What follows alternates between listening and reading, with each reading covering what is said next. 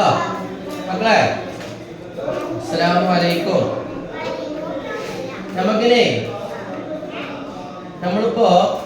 നമുക്കൊരു പുതിയ പാഠത്തെ കുറിച്ചാണ് പഠിക്കാനുള്ളത്. ഇതെന്താണ്?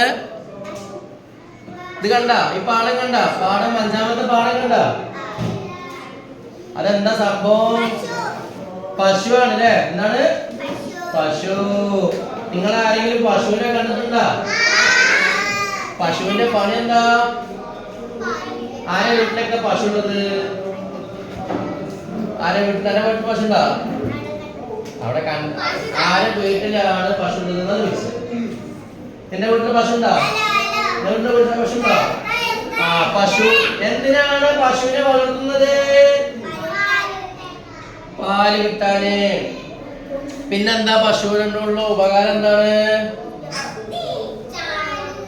ആ ചാണകം കിട്ടും. എന്നിട്ട് തിന്നാനല്ല, കൃഷികൾക്ക് വളമിടാൻ ചാണകത്തിന്റെ ആവശ്യം ഉണ്ടാവും അല്ലേ? ആ പിന്നെയോ പിന്നെന്തിനാ പശുവിനെ വളർത്തുന്നത്?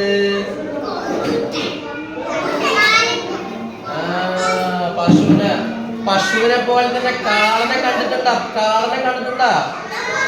പോത്തിനെ കണ്ടിട്ടുണ്ടാ? മൂരിനെ കണ്ടിട്ടുണ്ടാ? ആ